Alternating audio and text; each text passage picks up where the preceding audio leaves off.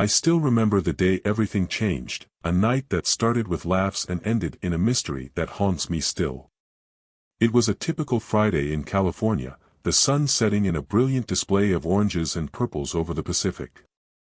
Ryan and I decided to hit our favorite downtown bar to unwind after a grueling week.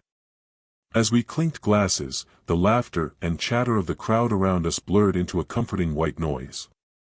We were in our element, a place where worries melted away like the ice in our drinks. "Here's to the weekend, man," Ryan toasted, his face lit up with a wide, easy grin that was so characteristic of him. "Couldn't come soon enough," I replied, returning his smile.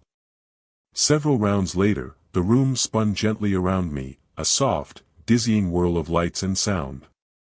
Ryan, ever the extrovert, suggested we hop to another spot he'd heard about from a coworker.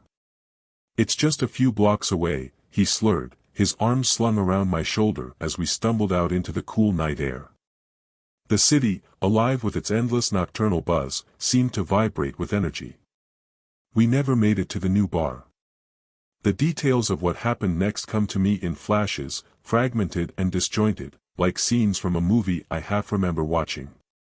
We were walking down a dimly lit street, the buzz of the main nightlife drag a fading hum behind us. Ryan was a few steps ahead, his silhouette a dark blur against the sparse streetlights. He turned down an alley, calling over his shoulder, "Shortcut." I hesitated at the mouth of the alley, a sudden chill creeping up my spine despite the warmth of the night. The alley was a stark corridor of shadows and dumpsters, the faint smell of rotting things lingering in the air. "I don't know, man," I called after him, my voice tinged with unease. "Doesn't look like any shortcut I want to take." "Come on, don't be a—" his taunt cut off abruptly, a choked gasp slicing through the night. "Ryan?" My heart pounded in my chest, the sound of my own blood roaring in my ears as I sprinted into the alley. "Ryan." My voice echoed off the walls, the only answer the skittering of a rat across the pavement. He was gone. Vanished. In the span of a heartbeat, my friend had disappeared into the night, leaving nothing but a void of unanswered questions and dread. Frantic, I retraced our steps, my shouts for Ryan growing more desperate by the second. Nothing. It was as if the ground had opened up and swallowed him whole. I called the police, my hands shaking so badly I could barely hold the phone. They arrived quickly, their questions sharp and probing, their flashlights cutting through the darkness in sweeping arcs. We searched until dawn painted the sky a pale, sickly yellow, but Ryan was nowhere to be found. Days turned into weeks with no sign of him. I was questioned, my life dissected, my relationship with Ryan examined from every angle. The suspicion in everyone's eyes was a weight I couldn't escape. Had I done something to my best friend? The thought made me sick, the guilt and fear mingling into a toxic cocktail that left me sleepless. Then, just when I thought all hope was lost, Ryan was found, but not as we had prayed. A hiker stumbled upon him in a shallow grave in the woods outside of town, barely alive, his body battered, and his mind fractured by the horrors he had endured. He was rushed to the hospital, a flurry of doctors and nurses fighting to save him. When I saw him next, he was a ghost of his former self, his vibrant personality dulled by pain and heavy medication. His eyes, once so full of life, now stared blankly ahead, seeing things I couldn't imagine. "They took me," he whispered during one of my visits, his voice a hoarse scratch. "They took me, and they tried to keep me there." "Who, Ryan? Who took you?" I grasped his hand, needing to understand, to make sense of the senseless. But he just shook his head, tears slipping down his cheeks. "Don't know, shadows, so many shadows." The police investigation turned up little. There were no witnesses, no CCTV footage, just an endless string of dead ends and frustrations.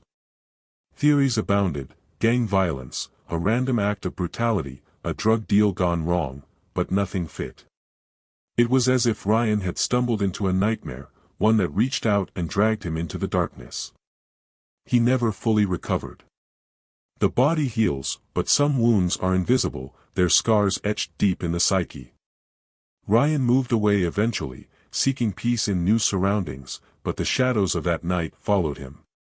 As for me, I'm left with guilt, endless, crushing guilt. Could I have saved him if I'd followed right away, if I hadn't hesitated at the mouth of that dark alley? The questions haunt me, their answers as elusive as the reasons behind his abduction.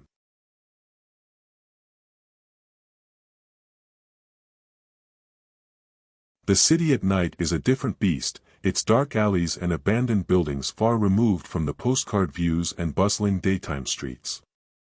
As a construction worker assigned to the night shift for a crucial downtown renovation project, I became intimately familiar with its shadowy contours. The job was straightforward: oversee the concrete pour for a new skyscraper foundation, ensuring everything was set before morning crews arrived. It was just past midnight when he appeared. I was inspecting the perimeter, my flashlight cutting through the blackness, when I caught sight of a figure standing beyond the chain-link fence that surrounded the site. He was an old man, dressed in a long, worn coat that seemed out of place in the mild night, his face obscured by the brim of a tattered hat. "You workin' late, son?" His voice was gravelly, tinged with an accent I couldn't place. I nodded, cautious but not particularly alarmed. "Yeah, got to keep the project on schedule." He chuckled, a low sound that seemed to ripple through the still night air. "I used to work construction myself, back in the day. Mind if I watch for a bit? Brings back memories." I should have said no, directed him to leave for safety reasons, but there was something oddly compelling about him. Maybe it was the nostalgia in his tone, or just my own fatigue making me less guarded. "Sure," I said, "just stay behind the fence, all right?" The man nodded, and I turned back to my work. Every so often, I glanced over my shoulder, and there he was, watching silently. There was nothing particularly threatening about him, but each time I saw him, an uneasy feeling tugged at my gut. As the hours crept by, the concrete truck arrived, its massive drum turning slowly. I was overseeing the pour, my attention fixed on the work, when I realized I hadn't seen the old man in a while. Relief washed over me, thinking he had finally moved on, but it was short-lived. The sound came first, a soft, scraping noise, like metal against concrete. I turned toward the source, my flashlight beam swinging wildly until it landed on him. He was inside the site now, which was strictly prohibited. Worse, he was bending over the freshly poured concrete. "Hey!" I shouted, my voice echoing off the skeletal framework of the building. "You can't be here." He didn't react to my yelling as I approached him. He was drawing something in the concrete with a small, sharp-looking tool. It was an intricate pattern, almost artistic, but completely out of place. "Stop that." I grabbed his arm, pulling him away from the ruined concrete. That's when he turned to face me, and I saw his eyes for the first time, or rather, where his eyes should have been. His face was a hollow mask, dark indentations staring back at me. A cold terror seized me, stronger than the night air could explain. He moved his lips, and though he spoke softly, his words drilled into my ears. "It needs a door," he whispered. I shoved him back, stumbling away from the surreal nightmare before me. He didn't resist, just continued to stare with those empty sockets. I radioed for security, my hands shaking so badly I could barely hold the device. When I looked back, he was gone, as if swallowed by the night itself. I scanned the area with my flashlight, heart pounding, but there was no sign of him. Security arrived minutes later, their flashlights and questions piercing the darkness. They found nothing, of course. How could they? The man was like a ghost, a shadow stitched into the fabric of the night. The rest of my shift was a blur of anxiety. Every shadow seemed to twitch, every noise a potential harbinger of his return. When the first light of dawn crept over the city, I felt a profound relief. The concrete had set, the strange pattern a permanent scar on its surface. I reported the incident to my supervisor, who listened with a skepticism that I couldn't blame him for. He agreed to review the security tapes, a part of me hoping that the cameras had caught something, anything, to validate my experience. Later that day, he called me into his makeshift office, his face unusually pale. "I saw the tapes," he said, his voice low. "You were right. He was there." Relief and horror crashed into me simultaneously. I wasn't crazy, but that only meant the nightmare was real. "But there's something else," my supervisor continued, pressing a button on his computer. The screen flickered to life, displaying a grainy black and white image from one of the site cameras. It showed me, standing alone in the freshly poured concrete, drawing intricate patterns. There was no old man, just me, moving methodically, a look of deep concentration on my face. I stared at the screen, my stomach turning.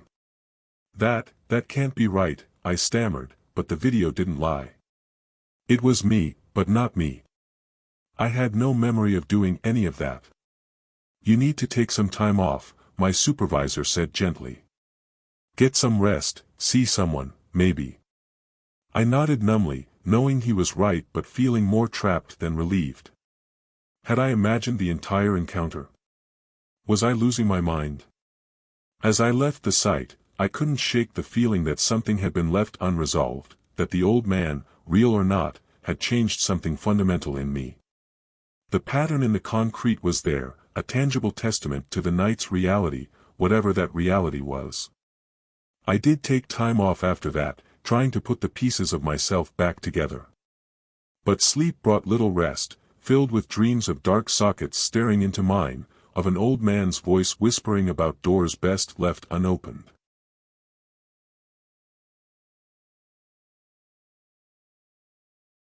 It was supposed to be just another Friday night, or at least that's how it started. I've never been the life of the party, preferring the solitude of my room or a quiet night out with a few close friends. But that night, my roommate, Eric, managed to drag me to a party he swore would be legendary. "Come on, man, it's going to be wild. You can't miss this," Eric had said, his voice brimming with that persuasive enthusiasm I could never seem to resist. Against my better judgment, I agreed. The address led us to an old warehouse on the outskirts of town, far from the prying eyes of the city and bathed in shadows that seemed to swallow the weak light from the street lamps. My heart sank as we approached. The pulsing music and strobe lights that spilled from the cracked doors did little to lift the sense of dread that settled over me. Inside, the warehouse was another world. A haze of smoke hung in the air, mingling with the smell of alcohol and sweat. People I didn't know pressed in from all sides, lost in the music, the moment, or whatever substance they had coursing through their veins. Eric vanished into the crowd with a mischievous grin, leaving me to navigate the chaos alone. I moved through the room, an outsider to the revelry, my discomfort mounting with each passing moment. That's when I noticed the drugs. It wasn't just alcohol fueling the party. Pills were passed around with casual abandon, powders lined on glass tables, inhaled in the blink of an eye. I should have left then, but something held me back, a morbid curiosity to see how far this night would go. I retreated to a dark corner of the room, observing the party from my shadowy vantage point, when the atmosphere shifted. The change was subtle at first, a sudden silence that rippled through the crowd, a collective tightening of the air. I turned toward the main entrance just as they burst through the doors, a squad of men clad in black tactical gear, faces hidden behind masks, rifles pointed at the frozen crowd. The next moments were chaos. Shouts filled the air, bodies pushing and shoving in panic, trying to escape the inevitable. The men shouted orders over the screams, moving through the crowd with practiced precision. I crouched in my corner, heart pounding, praying to go unnoticed. One of the men moved methodically towards me, his rifle never wavering. His eyes met mine, cold and emotionless behind his mask. Fear gripped me, rooting me to the spot. I was sure it was over, that I'd be dragged away like some of the others who were rounded up and forced to the ground, their hands zip-tied behind their backs. But then, the unthinkable happened. Gunfire erupted, not from the intruders, but from within the crowd. A group of partygoers, drug dealers I assumed, had come armed. They opened fire on the masked men, who returned fire without hesitation. I was caught in the middle, the sounds of bullets and screams blending into a terrifying cacophony. I crawled, desperate to find cover, to escape the nightmare that the party had become. People fell around me, some caught in the crossfire, others trampled in the mad rush to survive. The air grew thick with smoke and the metallic tang of blood. I made it to an overturned table, crouching behind it, my body shaking uncontrollably. The gunfire continued, relentless, the masked men shouting to each other in a language I couldn't understand. Then, as suddenly as it began, the silence returned. The gunfire ceased, leaving only the moans of the injured and the sobbing of those spared. I waited, too afraid to move, until I heard the sound of the tactical team regrouping and exiting the warehouse. Slowly, cautiously, I stood, my legs unsteady beneath me. The scene that greeted me was a massacre. Bodies lay scattered across the floor, some still, others clinging to life. The air was a grotesque mixture of smoke and death. I stumbled through the warehouse, stepping over bodies, my mind numb. Outside, the night air hit me like a cold slap. Sirens wailed in the distance, growing louder. I knew it wouldn't be long before the police arrived, before questions were asked that I couldn't answer. In shock, I walked away from the warehouse, away from the nightmare. I walked for hours, my mind replaying the night on a loop. By the time the sun rose, painting the sky in hues of pink and orange, I was miles away, physically exhausted but unable to escape the horror of what I'd witnessed. The investigation into the shootout made headlines for weeks. The warehouse was a known drug den, the party a front for a major drug trade meeting.